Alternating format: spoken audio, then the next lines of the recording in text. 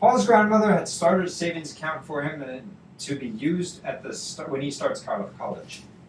Blah, blah, blah, me, moo, moo. Okay, all right, fine, ready. Paul's grandmother had started a small savings account for him to be used when he starts college. She started off with a big initial deposit and then put in $10 every month after that. Paul asked his grandmother how much was in the savings account, and she told him that he started 13 months ago and there was $430 in it. Okay. Let's figure this thing out. The first question is, in function notation, how would you express that, or how would you express that after 13 months there's $430 in the account? Here's what I'm going to do.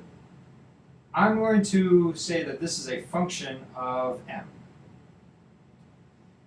What that means is the amount of money that's in the account is some function that depends on the number of months that it's been in the account, because she put in $10 every month. I know that if m equals 13, then that function, then the answer is going to be 430. Sweet. Now this could be something like 13x plus whatever or whatever. I mean, it could be something, this thing could be an equation or whatever, but I just know that it's a function of m. Or, of m being 13. I guess I shouldn't have chosen m. Maybe I should choose n instead. The reason why I shouldn't choose n is because I don't want to confuse that with my slope, and my slope is always m. So in this case, what would the slope of this function be? The slope is how much rise over run. And if I were thinking about a graph of like how much money there is compared to how many months there is, n, it's saying how much money increases for every month that goes across. Well, we were told that in this case, m is equal to $10 per month.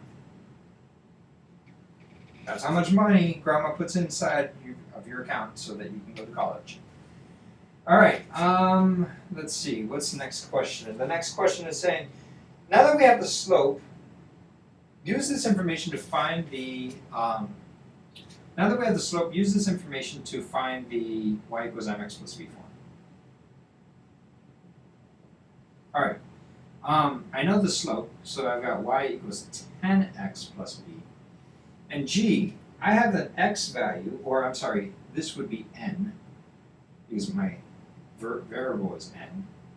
I know it's a little bit freaky for you to see different variables, but hey, what are you going to do? It says n. All right. Gee, if only I knew the number of months and the corresponding amount of money that is associated with that. Where can I find that information? I wonder. Let's look all, is it there? Is it there? Oh, it's right there. There we go. 13 months, $430.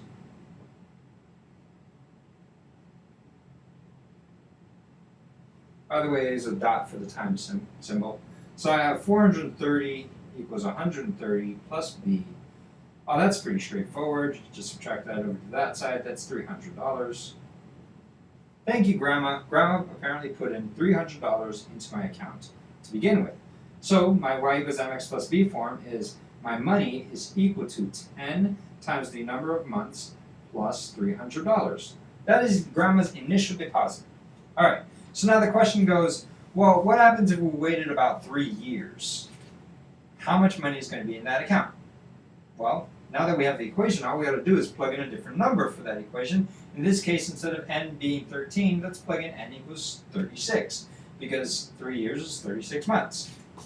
So I have y, which represents the amount of money you have, is equal to 10 times 36, so that's 360 plus 300, and that's, what is that? That's 660.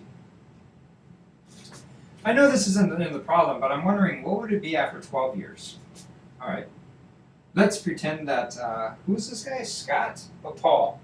Let's pretend that Paul started off, Paul's grandmother started off his, college education after when he was in first grade, and so now he's in 12th grade, and so 12 years have gone by relatively. And so let me see, 12 times 36. I'm not very good at these things. Well, let's see. 12 times 10 is, or 36 times 10 is 360. Plus 36 times 2, which is 72. So that would be 2, and then 13, and then 432. So that's 432 months plus $300. So y is equal to 432 times 10 plus 300. So that would be 4,320 plus 300. And that would be 4,620. Which will pay for 4 credits at the University of Hawaii at Manoa. Thanks, Grandma. You saved 12 years and I get paid 4 credits. I mean, I love you, Grandma. You did an awesome job, but yeah, sorry, college costs more than that nowadays.